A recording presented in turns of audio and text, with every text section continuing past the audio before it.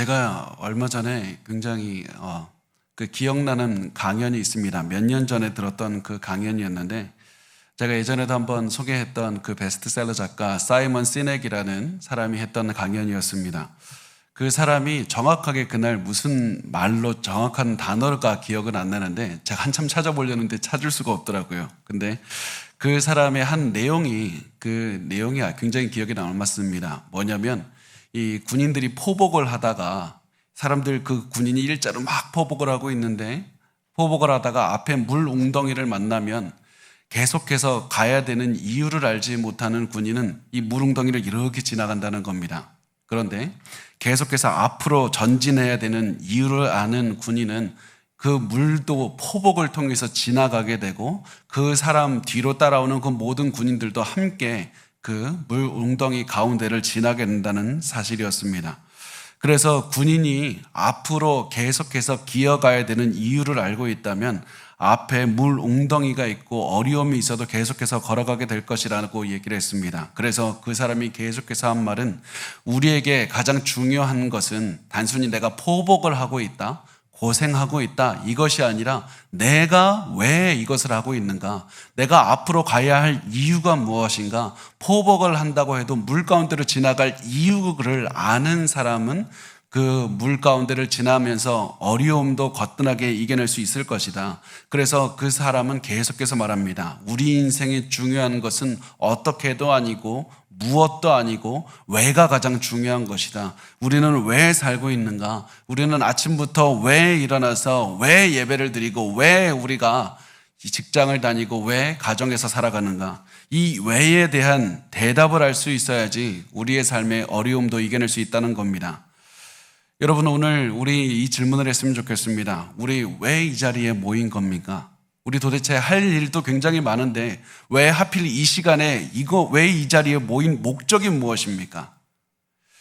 성경은 이렇게 말합니다. 우리가 살아가는 목적은 예배를 드리는 것이다.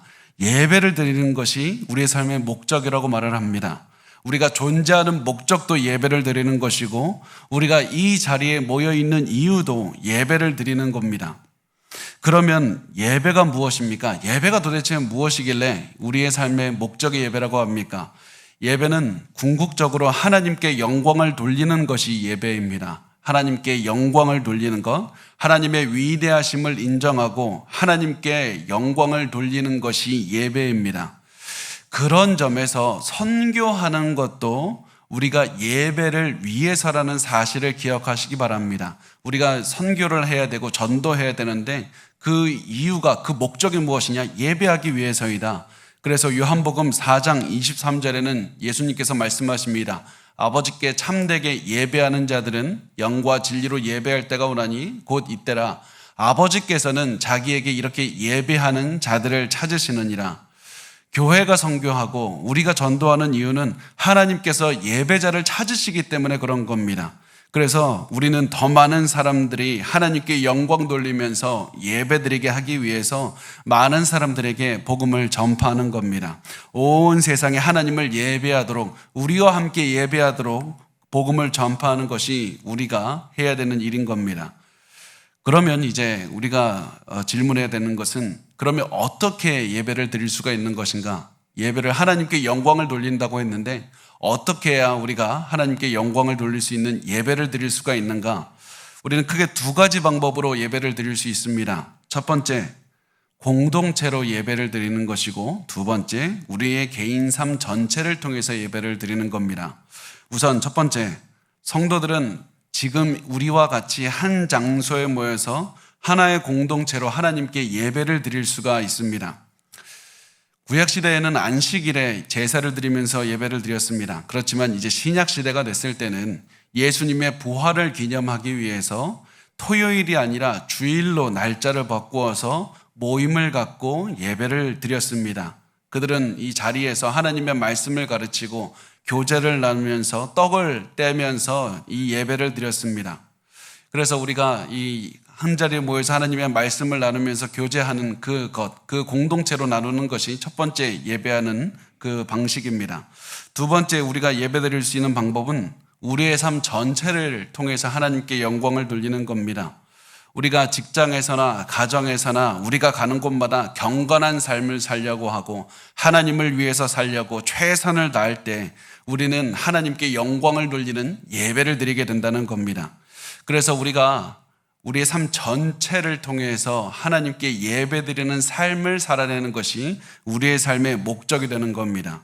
오늘 내가 일하는 목적도 하나님께 예배를 하기 위해서인 것이고 오늘 내가 밥 먹는 목적도 하나님께 예배를 드리기 위한 겁니다. 내가 결혼하는 목적도 예배를 위해 한 것이고 결혼해서 결혼을 유지하는 목적도 하나님을 예배하기 위해서입니다. 우리의 인생의 목적을 확실하게 하고 그 목적에 집중하고 그 목적을 이루기 위해서만 살아가는 것이 가장 중요합니다. 왜냐하면 이 목적이 우리의 가정을 하나로 묶어주는 능력이 되고 이 목적이 나에게 큰 시험이 와도 무너지지 않고 이겨낼 수 있는 힘이 될 것이고 이 목적이 바로 우리 교회를 하나로 묶어주게 되기 때문에 그렇습니다. 그리고 이 목적을 가지고 있는 사람은 앞에 큰 물웅덩이가 온다 할지라도 기꺼이 넘어갈 수 있는 힘을 얻을 수 있게 되기 때문에 그렇습니다. 우리가 어디에서 무엇을 하든지 예배를 드리는 것이 하나님께 영광을 돌리는 것, 공동체든지 우리 개인이든지 하나님께 영광을 돌리는 것이 우리의 삶의 목적이라는 사실을 기억하시기 바랍니다. 그리고 이렇게 예배를 드리는 것이 오늘 우리가 나누는 본문 에스라서 3장의 주제입니다. 그리고 이 에스라서 3장에 나오는 사람들의 이 목적이 바로 예배를 드리는 것이었습니다. 우리가 지금까지 나눴습니다. 오랫동안에 바벨론에 살던 사람들이 예루살렘으로 돌아왔습니다. 그 이유가 무엇입니까? 우리 계속 나눴습니다. 성전을 재건하기 위해서이다. 그리고 그들이 성전을 지으려는 목적은 사실 성전 건물을 다시 재건하는 것 이것만이 전부는 아니었습니다. 성전 건물 지어서 무엇 하겠습니까? 이들에게 있어서 가장 중요한 것은 성전이란 건물을 짓고 내가 이것을 지었다라고 하면서 끝내는 것이 아니라 성전을 다시 지어서 그 다음에 무엇을 할 것인가? 성전을 내가 왜 다시 짓는가? 폐허로 남겨진 성전을 가만히 둬도 되는데 굳이 저기까지 가서 온갖 고생을 해서 건물 하나 짓는 것이 왜 중요한가? 이 질문이었습니다. 그리고 이들이 성전 건물을 다시 지어서 회복하고 싶었던 것이 무엇이냐면 바로 예배였습니다. 이들은 하나님께 예배드리고 싶었던 겁니다. 지금까지 바벨론에서 성전이 없었기 때문에 이 제사를 드릴 수 있는 곳이 있어야지 구약시대에는 예배를 드릴 수가 있었는데 이들은 바벨론에서 도저히 그런 장소가 없었기 때문에 예배를 드릴 수가 없었고 그래서 그 페르시아 왕 고레스가 돌아갈 수 있도록 예루살렘으로 돌아갈 수 있도록 조치를 취해줬을 때 이들은 예배를 드리기 위해서 4개월 동안이나 이동을 했고 그래서 예루살렘에 도착을 한 것이고 폐허가 되어버린 예루살렘과 예루살렘 근처에 자리를 잡게 되는 겁니다. 이들은 예배 하나만을 위해서 이렇게 사서 고생했던 겁니다. 그러나 이 사람들이 고생했다고 해서 불행한 인생, 불쌍한 인생을 사는 것은 절대 아니었습니다. 오히려 이 사람들은 예배를 드렸기 때문에 내가 누구인지 알 수 있었고 예배를 드렸기 때문에 고난 가운데에서도 이겨낼 수 있었고 예배를 드렸기 때문에 세상 사람들과 구별된 인생을 살 수가 있었던 겁니다. 내가 왜 살고 내가 어떤 목적을 위해서 살아가는가 그것에 확실한 답을 갖고 있었더니 그 어떠한 세상 사람들과도 구별되면서 굉장히 하나님의 백성으로서 살아갈 수 있는 힘을 얻었다는 겁니다.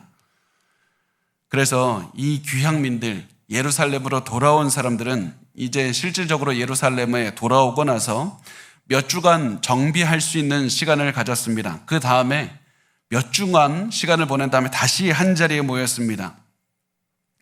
사실 몇 주, 이것은 폐허가 우리가 요즘 아파트가 다 지어진 곳에 이사하는 것은 그렇게 어렵지 않지만은 폐허가 된 곳에 사람들이 살지 않는 곳에 이사한 다음에 정착할 시간을 몇 주밖에 안 갖는다는 것은 굉장히 어려운 겁니다. 그래서 몇 주밖에 없었기 때문에 이 5만 명이라는 사람이 이주했고 몇 주밖에 없었기 때문에 이 사람들은 아직 새로운 장소에 제대로 정착할 시간도 갖지를 못했을 겁니다. 아직 집도 제대로 짓지 못했을 것이고 농사도 제대로 시작하지 못했을 것이고 상업, 장사도 제대로 할 준비가 안 되었을 겁니다. 그럼에도 불구하고 이 사람들은 몇 주가 지난 다음에 한 자리에 모였습니다. 그리고 그 사실에 대해서 성경은 이렇게 말씀을 합니다. 에스라 3장 1절에 말씀을 합니다. 이스라엘 자손이 각자의 성읍에 살았더니 일곱째 달에 이르러 일제히 예루살렘에 모인지라. 여기서 일곱째 달이라는 사실이 중요합니다. 일곱째 달에 굳이 몇 주가 안 되었지만 그럼에도 불구하고 모였던 이유는 일곱째 달이었기 때문에 그렇고 유대인들에게는 일곱째 달이 굉장히 특별한 달이었기 때문에 그렇습니다. 이 달의 이름을 티스리 월, 티스리라고 말을 하는데 이 달은 이 한 해가 시작되는 달이었습니다. 그래서 이 사람들이 한 자리에 굳이 모인 이유는 새해 1일에 모여서 같이 각오를 다지고 같이 시작을 하려고 했던 겁니다. 그래서 굳이 무리해서라도 이렇게 모였던 겁니다. 이들이 이 자리에서 모여서 했던 것, 하나님께 예배를 드리겠다는 이 한 가지 목적을 가지고 예루살렘으로 왔기 때문에 새해를 같이 보내면서 같이 시작하면서 하나님께 나아가기 위해서 어떤 마음으로 모였냐면 일제히 예루살렘에 모인지라, 일제히 모였다고 말씀을 합니다. 일제히 모였다라는 말은 그 원어를 보면 모든 사람이 한 마음으로 모였다, 하나의 마음이 되어서 모였다라는 그 뜻을 전달하고 있습니다. 모든 사람이 같은 마음으로 한 장소에 모였다는 겁니다. 예배를 드리겠다는 그 결의가 이 모든 사람을 하나로 만들어 주었고 이들이 그 어려움에서도 같이 모여서 예배를 드릴 수 있겠다는 그 결의를 다진 겁니다. 우리가 죄를 지어서 잃어버린 예배 이제 다시 회복하고 싶다. 앞으로는 예배가 우리의 삶의 중심이 되게 할 것이다. 이 결단으로 이들은 하나가 되어서 이 자리에 모였던 겁니다. 그리고 구약시대의 예배는 제사를 지내는 것이었기 때문에 귀향민들은 모여서 이제 제사를 지내기 시작합니다. 2절 말씀에 이렇게 말씀을 합니다. 요사닥의 아들 예수아와 그의 형제 제사장들과 스알디엘의 아들 스룹바벨과 그의 형제들이 다 일어나 이스라엘 하나님의 제단을 만들고 하나님의 사람 모세의 율법에 기록한 대로 번제를 그 위에서 드리려 할세. 이 말씀을 잘 보면 예수아는 대제사장이고 스룹바벨은 왕족입니다. 제가 지난번에 말씀드렸듯이 이 리더 2명이 있다면 예수아와 스룹바벨이 2명입니다. 스룹바벨은 왕족이고 예수아는 대제사장, 이런 사람이 됩니다. 그런데 이 구절에는 예전의 말씀에 비추어 보면 한 가지 변화가 일어납니다. 그게 뭐냐면 이 3장 2절을 잘 보시면 예수아를 먼저 기록하고 스룹바벨을 그 다음에 기록했다는 겁니다. 이게 중요합니다.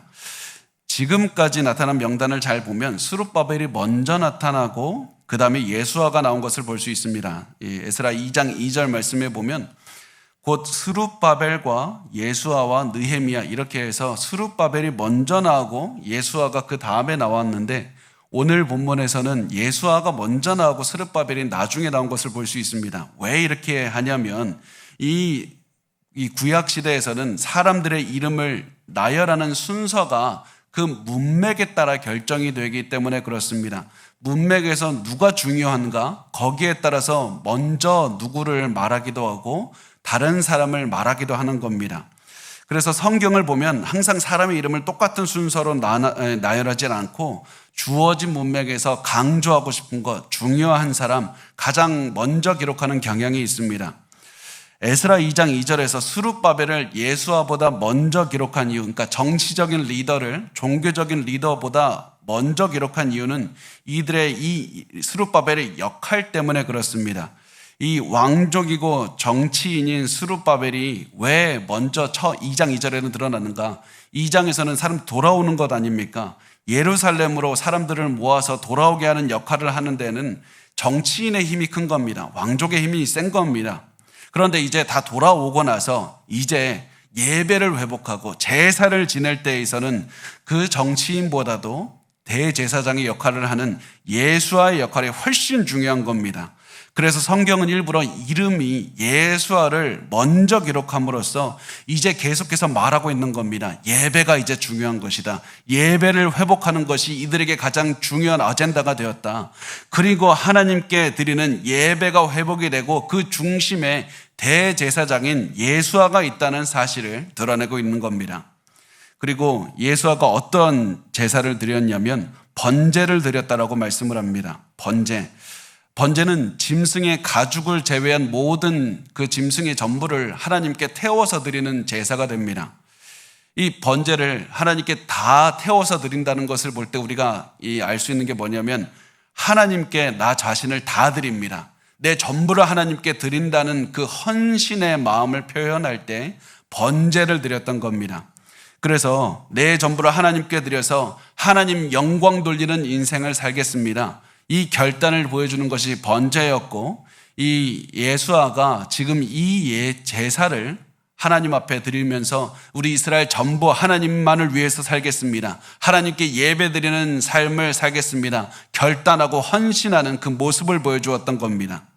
그렇게 예배드리는 예수아의 마음을 성경은 이렇게 말씀을 합니다.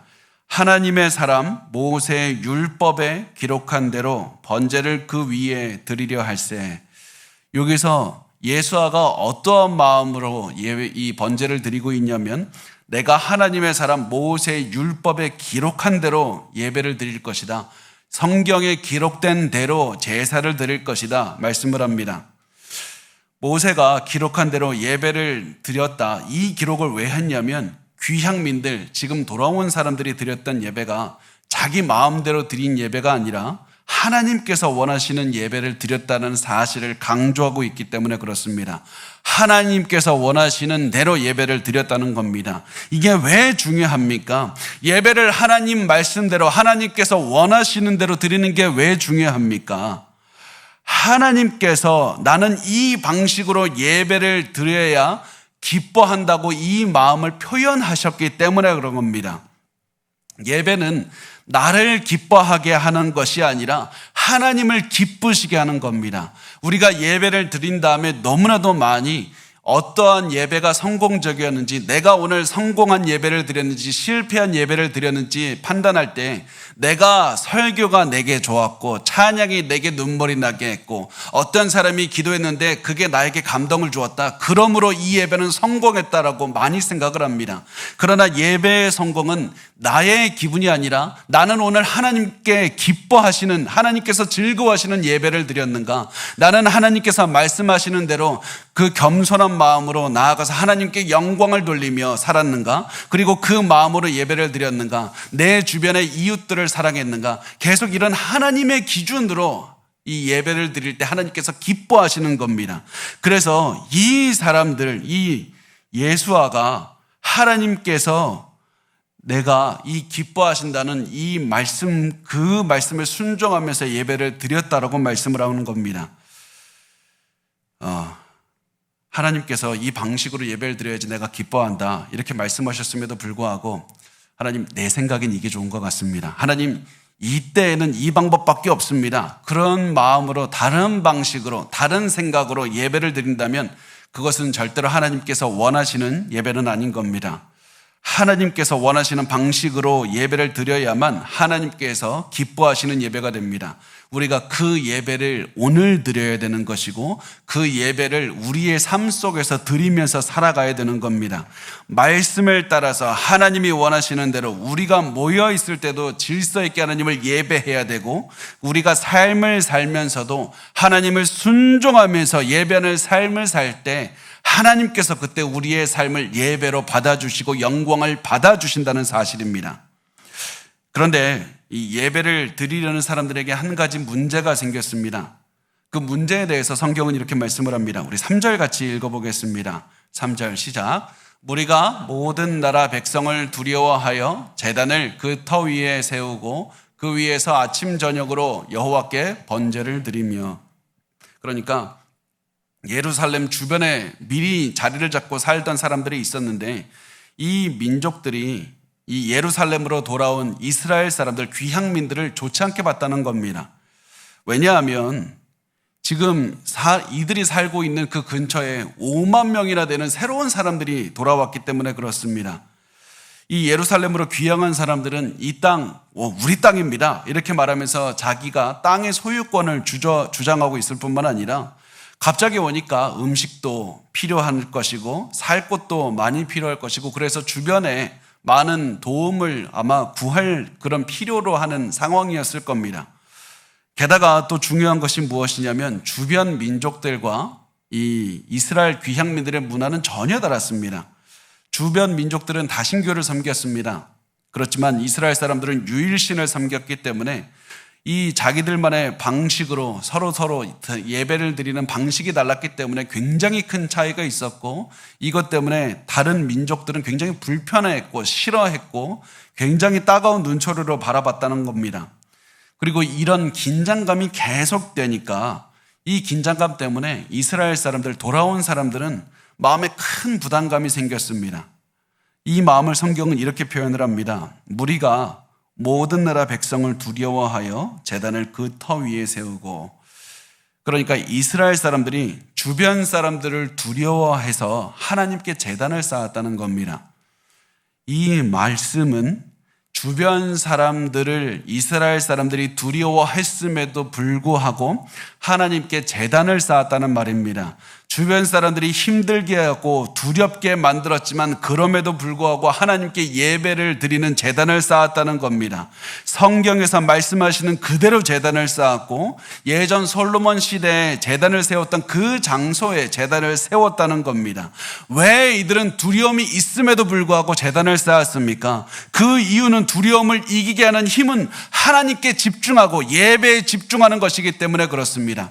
하나님께서 원하시는 삶을 살아내면서 하나님께서 원하시는 그 하나님께 영광을 돌리는 예배를 드리는 것에 바로 모든 두려움을 이기는 힘이 있기 때문에 그렇습니다. 하나님을 바라보고 예배에 집중하면 우리를 두렵게 하는 모든 문제는 사라지게 되기 때문에 그렇습니다. 그렇게 해서 문제가 생겼을 때 이 사람들은 우리가 왜 이곳에 왔는가? 이들이 두렵게 하기 때문에 내가 못하게 된다면 내가 이곳에 온 이유가 무엇인가? 그 이들이 왜 살아가는지, 왜 내가 이곳에 왔는지 그 이유에 대해서 생각을 했고 그리고 다시 예배에 집중을 했다는 겁니다.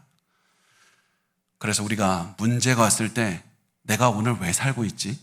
내가 이 수많은 고난 가운데서도 나 왜 살고 있을까? 하나님 왜 나를 살려주셨을까? 그것을 다시 한번 기억하시고 문제가 오고 고난이 오고 두려움이 오고 고통이 왔을 때 나를 살게 하신 하나님을 생각하고 하나님의 영광을 위해서 하나님께 예배드리는 데 집중하시기 바랍니다. 그러면 문제는 당연히 사라지게 되어 있습니다. 그 다음에 이제 에스라 3장 4절과 5절 말씀 제가 읽어보겠습니다. 기록된 규례대로 추막절을 지켜 번제를 매일 정수대로 날마다 드리고 그 후에는 항상 드리는 번제와 초하루와 여호와의 모든 거룩한 절기의 번제와 사람이 여호와께 기쁘게 드리는 예물을 드리되, 이렇게 제단을 세운 다음에 이 이스라엘 민족은 이때부터 계속해서 제사를 지냈습니다. 일반적으로 이렇게 이 수가 이렇다고 합니다. 그 일주일에 숫소를 71마리 잡아야 되고 숫양을 15마리, 양을 105마리, 염소 7마리를 이렇게 계속 드려야 되는 겁니다. 그리고 거기다가 매일 번제도 드렸습니다. 이렇게 해서 계속해서 이들은 예배가 끊어지지 않게 했습니다. 그런데 여기서 이들은 제사를 지냈을 뿐만 아니라 말씀에 보면 초막절을 지켰다라고 말씀을 합니다.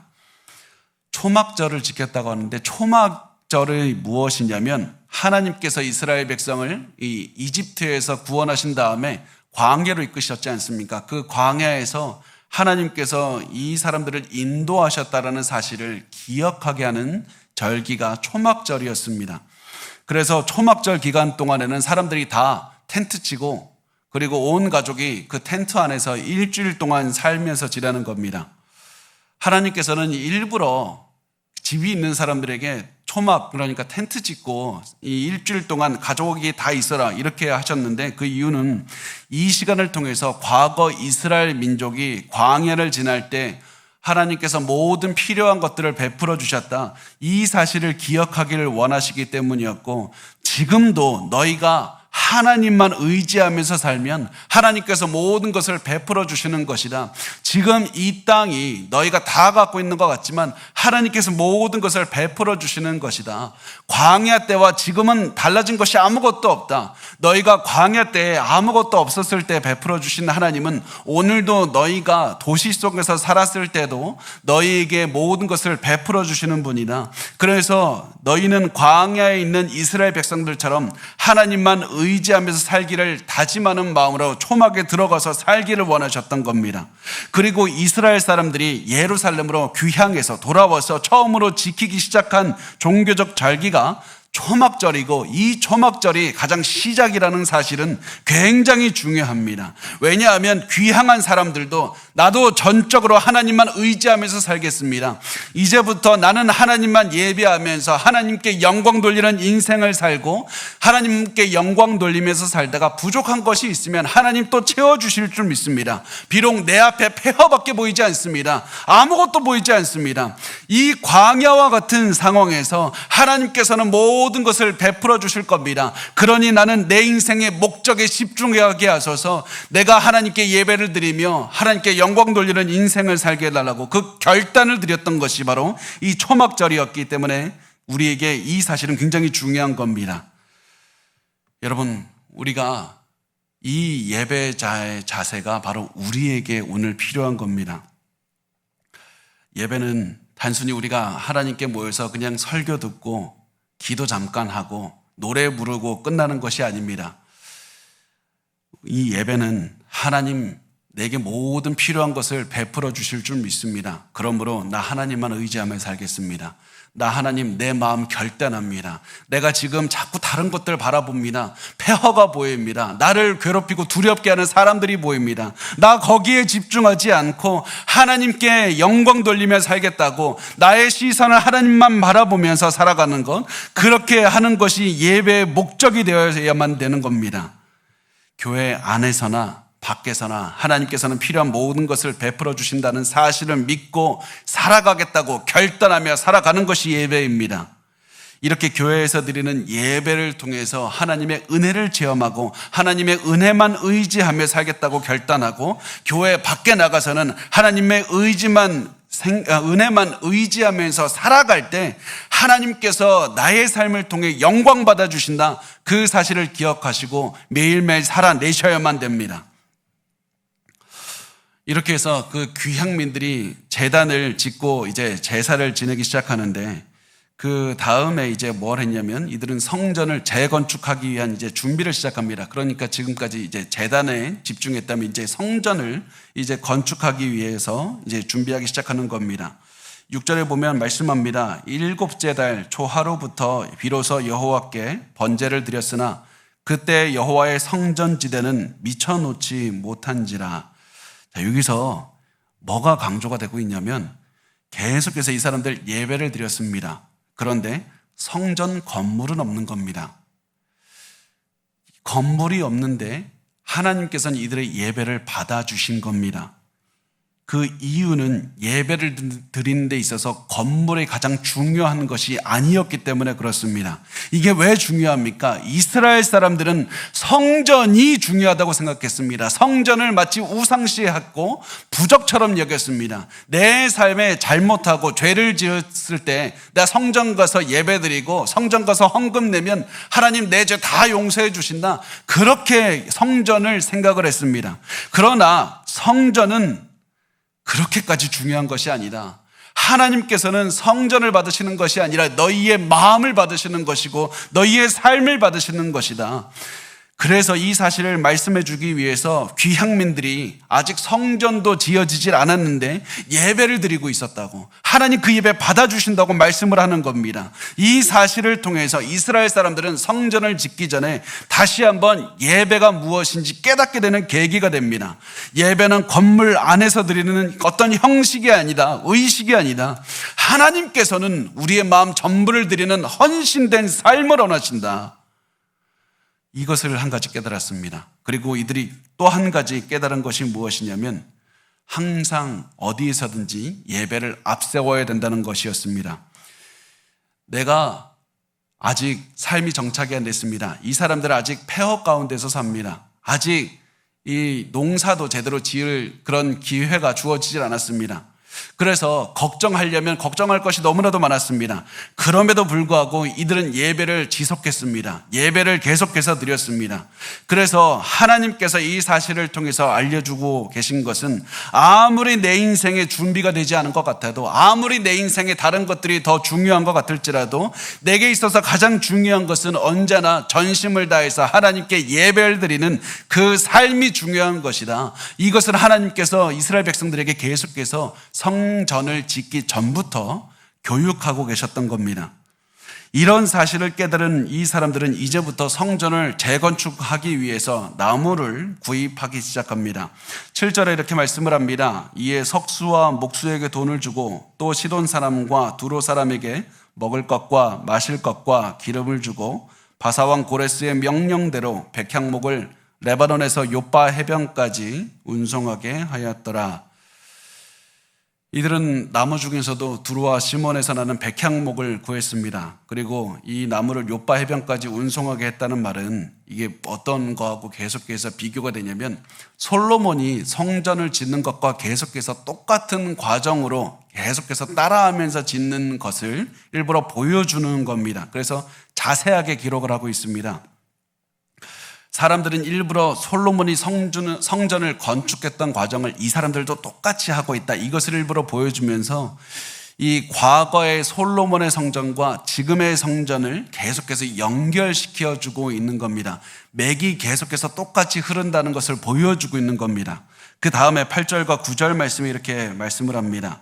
예루살렘에 있는 하나님의 성전에 이른 지 2년 둘째 달에 스알디엘의 아들 스룹바벨과 요사닥의 아들 예수아와 다른 형제 제사장들과 레위 사람들과 무릇 사로잡혔다가 예루살렘에 돌아온 자들이 공사를 시작하고 20세 이상의 레위 사람들을 세워 여호와의 성전 공사를 감독하게 하매 이에 예수아와 그의 아들들과 그의 형제들과 감미엘과 그의 아들들과 유다 자손과 헤나닷 자손과 그의 형제 레위 사람들이 일제히 일어나 하나님의 성전 일꾼들을 감독하니라. 자, 이제 이 시간이 또 나오는데 이때가 6개월 정도가 흐른 때입니다. 그리고 6개월 정도가 흘러서 이 봄이 찾아온 때가 됩니다. 그래서 이때 이제 사람들이 중요한 절기를 아까 우리가 보냈다고 얘기를 드렸죠. 그 중요한 절기가 끝나고 나서 사람들은 이제 각자의 거처로 돌아가서 집을 짓고 정착에 필요한 모든 것들을 합니다. 장사도 짓고 또 장사할 준비도 하고 농사를 지을 준비도 했습니다. 이러는 사이에 이 나무도 이제 구입한 나무도 도착했고 또 이 전문가들도 도착을 해서 이제 성전 건축을 다시 시작할 때가 된 겁니다. 그래서 이때 모든 사람이 한 마음이 되어서 성전 건축에 임하게 됩니다. 한 마음으로 성전 건축을 시작을 했습니다. 그리고 이 공사를 시작했을 때 어떤 일이 일어나냐면 10절에 보면 이렇게 말씀을 합니다. 건축자가 여호와의 성전에 기초를 놓을 때 제사장들은 예복을 입고 나팔을 들고 아삽 자손 레위 사람들은 제금을 들고 서서 이스라엘 왕 다윗의 규례대로 여호와를 찬송하되. 그러니까 어느 정도 공사가 끝나서 이제 성전 기초를 놓을 때가 됐을 때 이제 모든 사람이 모여서 예배를 드리게 됩니다. 드디어 귀향한 사람들도 성전에서 예배를 드리게 되었던 겁니다. 그래서 이 사람들은 이 굉장히 귀한 이 시간에 거룩하게 최선을 다해서 예배를 드렸습니다. 그리고 이 성전의 기초를 놓을 때가 왔다. 그리고 이 장소에서 예배를 드린다. 이 사실을 바라본 사람들은 굉장히 뿌듯했을 겁니다. 폐허가 된 이 땅을 우리가 조금씩 바꿔가고 있다는 사실, 그 생각이 있을 것이기 때문에 아마 자존심이 굉장히 높아졌을 겁니다. 우리가 바벨론을 떠나서 이 땅에 왔고, 우리가 고생해서 성전의 기초를 놓고 있고, 우리가 이 모든 일들을 이뤄내고 있다, 우리가 모든 것을 해냈다고 생각할 수도 있었습니다. 그러나 이들이 무엇을 했다고 말씀합니까? 여호와를 찬송했다, 하나님을 찬송했다고 말씀을 합니다. 왜냐하면 이들이 계속해서 잊지 않았던 것은 하나님을 예배하기 위해서 왔다는 사실이고, 자신의 삶 삶을 하나님께서 예비하는 삶으로 인도해 주셨다는 사실을 기억했기 때문에 그렇습니다. 그래서 이들은 계속해서 잊지 않았습니다. 내가 지금까지 한 모든 일은 하나님께서 하신 것이다. 그래서 이 시각으로 삶을 돌아보니까 하나님께서 모든 것을 하셨습니다. 하나님이 고레스의 마음도 바꿔주셔서 돌아갈 수 있게 해주셨고, 또 성전 건축을 할 수 있는 필요한 재물도 제공해 주셨고, 하나님께서 우리가 이곳에 건강하게 오게 해주셨고, 이 모든 사실을 기억했습니다. 그래서 이 사람들은 여호와를 찬송했다고 말씀을 하고, 그 다음 11절에서도 여호와께 감사했다고 말씀을 합니다. 11절에 이렇게 말씀을 합니다. 찬양으로 화답하며 여호와께 감사하여 이르되 주는 지극히 선하심으로 그의 인자하심이 이스라엘에게 영원하시도다 하니 모든 백성이 여호와의 성전 기초가 놓임을 보고 여호와를 찬송하며 큰 소리로 즐거이 부르며, 여기서 그의 인자함이 영원하시도다 말씀을 합니다. 여기서 인자하심 기억하시기 바랍니다. 이 인자하심이라는 단어가 헤세드입니다. 제가 이 헤세드라는 단어는 성경에 나올 때마다, 제가 본문에서 기록된 것을 볼 때마다 소개하는 이 단어입니다. 왜냐하면 성경에 너무나도 중요한 키워드이기 때문에 그렇습니다. 헤세드, 한글 성경은 헤세드를 보통 인자하심으로 번역을 합니다.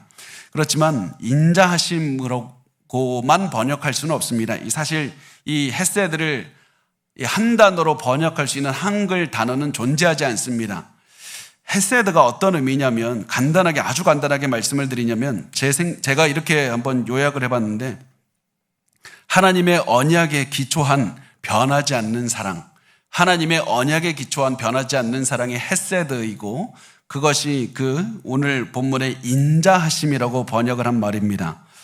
자비로우신 하나님께서 자격 없는 사람들을 선택해서 사랑해 주시고 백성 삼아 주시고 앞으로 너희들을 지켜주겠다고 약속해 주셨고, 그리고 그 약속의 기초에서 계속해서 그들의 삶을 지켜주시는 이 사랑이 바로 헤세드이고 인자하심인 겁니다. 그래서 이 사람들은 하나님의 인자하심, 헤세드를 기억하면서 감사하고 찬양할 수가 있었던 겁니다. 하나님께서는 우리 선조에게 약속하신 대로 변함없이 우리에게 그 약속을 지켜주셨고, 그 약속을 지켜주시는 하나님, 오늘 내가 이 성전의 기초를 놓는 이 날을 볼 때 하나님, 그 약속을 지키시는 하나님을 찬양할 수 있습니다. 그러면서 이들은 기뻐했던 겁니다. 이스라엘 사람들이 다시 예루살렘에 돌아올 수 있었던 이유도 하나님께서 변함없이 약속을 지키셨기 때문에 그렇습니다. 그리고 하나님은 앞으로 나에게 어떤 일이 오든지 또다시 변함없이 지켜주시고 사랑해 주실 겁니다. 그래서 이 사람들은 헤세드를 생각하며 하나님을 찬양하고 기뻐하며 감사했습니다. 그런데 모든 사람이 기뻐한 것은 아니었습니다. 과거에 솔로몬의 성전을 본 사람들은 굉장히 실망했습니다. 우리 마지막으로 12절과 13절 같이 읽겠습니다. 시작. 제사장들과 레위 사람들과 나이 많은 족장들은 첫 성전을 보았으므로 이제 이 성전의 기초가 놓임을 보고 대성통곡하였으나 여러 사람은 기쁨으로 크게 함성을 지르니 백성이 크게 외치는 소리가 멀리 들리므로 즐거이 부리는 소리와 통곡하는 소리를 백성들이 분간하지 못하였더라. 아멘. 이 젊었을 때 솔로몬이 지은 성전을 보았던 사람들은 이제 한 나이가 80이 넘은 상태입니다. 이 사람들은 다시 지금 자기들이 이제 재건축하는 성전을 보면서 너무 슬펐습니다. 왜냐하면 솔로몬의 성전과 지금 건축되는 성전은 너무 비교할 수 없었기 때문에 그렇습니다. 이 지금 자기들의 손으로 지어지고 있는 성전은 솔로몬의 성전의 이 화려하고 웅장함, 아름다움은 찾을 수가 없었습니다. 게다가 또 중요한 것이 무엇이냐면 솔로몬 성전에 있었던 십계명이나 아론의 쌍난 지팡 이런 것들이 지금 이 성전에는 없었습니다. 그래서 과거를 기억하는, 젊었을 때의 성전을 기억하는 사람들은 지금 앞에서 성전이 지어지는 것을 보면서 대성통곡을 했습니다. 너무나도 슬펐고 심란했고 아팠습니다. 그래서 기쁨의 함성 소리와 함께 슬픔의 소리가 섞여서 울려 퍼졌다라고 말씀을 합니다. 그리고 이제 이 상황에서 그럼 이제 다음에 어떻게 되는가 보면, 이 다음 장을 보면서 우리가 살펴보겠지만은 성전을 건축하는 과정이 쉽지가 않습니다. 주변 민족들이 성전 건축을 계속해서 방해했습니다. 주변 민족들이 굉장히 강하게 성전 건축을 반대했고 너무나도 치밀하게 너무 강력하게 반대를 했기 때문에 성전을 건축하기가 쉽지가 않았습니다. 그런데 여기서 많은 신학자들이 지적하고 있는 것이 하나가 있는데, 성전을 건축하는 것을 방해했던 요인이 무엇이냐면 또 하나의 이유가 과거에 대한 향수 때문이라는 겁니다. 지금 우리가 건축하는 우리가 건축하는 성전은 솔로몬이 지었던 성전과는 비교할 수 없다. 그 생각이 이들의 마음을 힘들게 했고, 아무리 우리가 열심히 건축해도 솔로몬이 지은 성전보다 못한데 왜 짓냐? 그런 마음 때문에 너무 힘들어서 손을 놓고 싶었다는 겁니다. 처음에는 우리가 성전을 재건하리라 이 마음으로 찾아왔지만 시간이 가면 갈수록 우리가 그냥 하나님의 뜻에 따라서 재건하는 것이 목적이 아니라 우리가 웅장한 성전을 지을 것이다, 위대한 업적을 이룰 것이다, 솔로몬과 같은 큰 일을 이뤄낼 것이다, 이런 마음이 자꾸 들어갔을 때 건축하는 일들은 추진되지 못하고 중지되게 됩니다.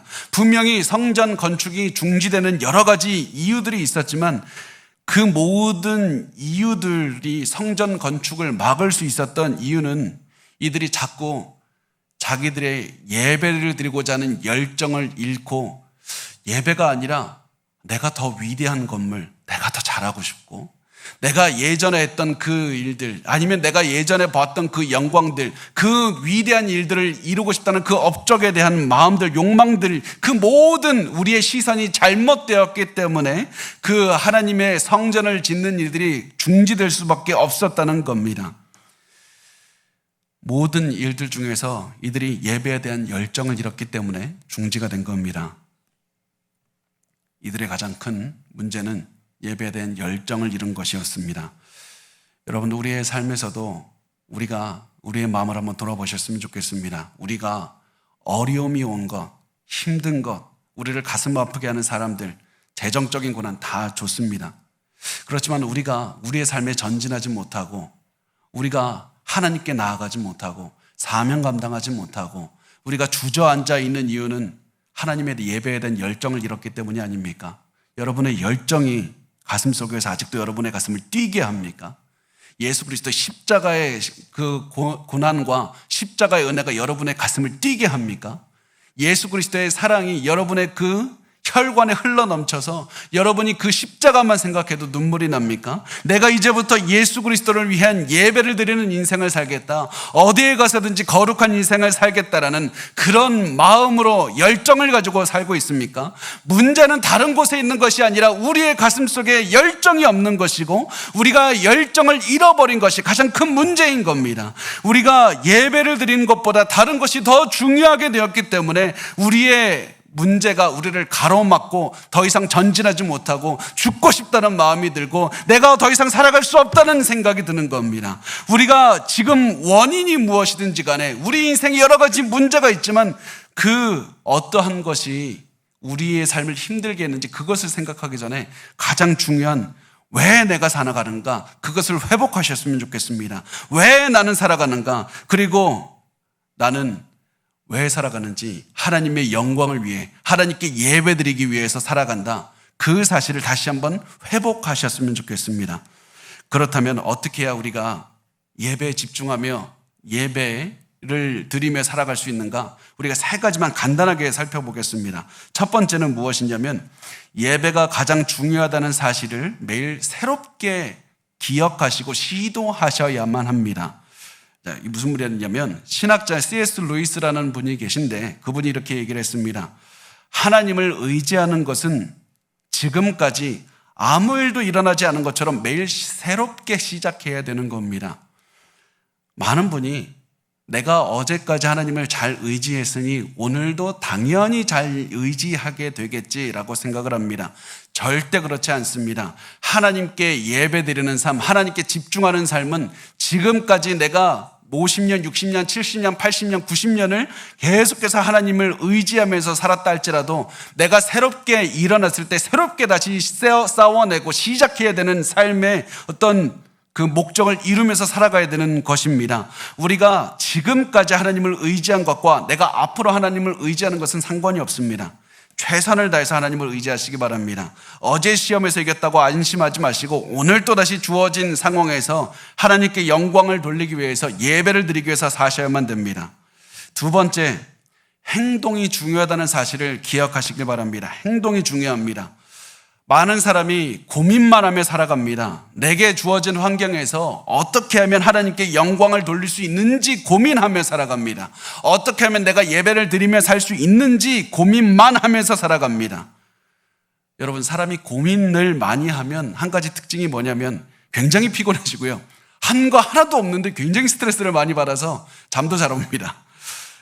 그래서 고민을 많이 한 사람은 내가 오늘 많은 일들을 했다고 착각하게 됩니다. 그러나 우리가 현실을 보면 고민은 우리의 삶에서 이룰 수 있는 것이 아무것도 없는 겁니다. 고민은 하나도 중요하지 않습니다. 우리가 하나님께 영광 돌리는 삶을 살아냈는가가 중요한 겁니다. 우리의 몸으로 하나님께 예배를 드렸는가가 중요한 겁니다. 그래서 여러분의 하루를 돌아보실 때 나는 오늘 어떠한 고민을 했는가, 얼마나 고민했는가 이것으로 생각하지 마시고 하나님께 나 고민 많이 했습니다 이 말씀하지 마시고 하나님 나는 어떠한 행동으로 하나님께 영광 돌렸습니다. 나 이렇게 결단해서 움직였습니다. 이 기준으로 하나님께 나아가시고 우리의 삶을 판단하시고 행동으로 하나님께 영광을 돌리면서 살아가야 된다는 그 결단을 하시고 살아가셨으면 좋겠습니다. 마지막 세 번째, 하나님께 영광 돌리는 사람과 함께 예배드리는 삶을 사셔야만 됩니다. 하나님께 영광 돌리는 사람을 항상 곁에 두셔야만 됩니다. 제가 한 가지 이야기를 드리고 싶은데요. 어떤 사람이 다리에서 뛰어내리려고 한다는 그 소식을 신고를 받고 한 경찰이 그 장소로 갔다고 합니다. 경찰은 굉장히 신중하게 그 사람에게 살금살금 다가갔습니다. 그러면서 그 사람의 바로 앞까지 다가갔을 때 이렇게 말했습니다.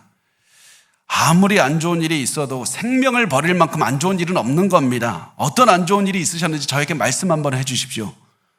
그 사람은 다리에서 이 말을 하기 시작합니다. 자기 아내가 자기를 어떻게 떠났는지 말을 했고 사업이 얼마나 크게 망했는지 말을 했고 자기 친구들이 얼마나 자기를 비참하게 버렸는지 말을 해 주었습니다. 그렇게 해서 자기의 슬픈 얘기를 30분 정도 했고 그 경찰은 그 사람의 얘기를 30분 정도 들은 다음에 그 자살하려던 사람과 경찰은 손을 잡고 같이 물속으로 뛰어내렸다고 합니다. 왜냐하면 여러분, 절망은 전염성이 강한 것이기 때문에 그렇습니다. 절망은 전염성이 이 세상에 존재하는 그 어떠한 전염병보다 강한 겁니다. 그래서 항상 여러분의 시선을 하나님께 둘 수 있도록 예배드리는 사람으로 여러분의 주변을 채워야만 되는 겁니다. 하나님께 영광을 돌리기 위해 노력하는 사람을 여러분의 주위에 두고 그 사람과 대화하고 교제할 때 하나님께 영광 돌리는 인생을 살아갈 수가 있는 겁니다. 어떤 분들은 이 말을 듣고 이렇게 질문합니다. 제가 돕고 있는 사람이 있는데 그 사람 도우려고 하나님께서 나에게 도우라고 하시는 것 같아서 자꾸 돕고 있는데 그 사람만 함께 하기만 하면 자꾸 나를 끄집어 내립니다. 그 사람 돕고 싶어서 나 그 사람과 시간을 보내다 보면 나도 죽고 싶은 마음 들고 나도 절망하고 나도 너무 괴로워서 힘듭니다. 어떻게 해야 됩니까? 만약에 이런 상황에 오시면 여러분, 이렇게까지 힘든 상황에 오시면 돕지 않는 것이 맞습니다. 그 사람과 함께 있어서 내가 함께 내려가고 나도 절망적인 마음이 들고 나도 죽고 싶은 마음이 들고 그런다면 그 사람을 돕는 것이 여러분에게 주어진 사명은 아닌 겁니다. 임무는 아닌 겁니다. 그분을 위해서 계속해서 기도해 주시고 그 사람을 만나서 시간을 쏟을 수 있는 다른 사람을 보내주십사 기도하시고 그리고 여러분의 그 마음을 회복하시기 위해서 하나님께 영광 돌리는 사람으로 여러분의 주변을 채우시기를 바랍니다. 이렇게 해서 우리가 끊임없이 하나님께 영광 돌리는 것을 목적으로 사셔야만 됩니다. 이렇게 해서 하나님께 예배 드리는 것이 우리의 삶의 단 하나의 목적이 되어야만 됩니다. 이렇게 하나의 목적을 가지고 살아갈 때 하나님께서는 우리의 삶을 통해서 영광을 받아주실 것이고 우리의 삶을 기뻐하실 겁니다. 우리 그렇게 해서 하나님께 영광 돌리는 예배 드리는 인생 우리 끝까지 우리 손을 잡고 같이 달려가면서 사셨으면 좋겠습니다.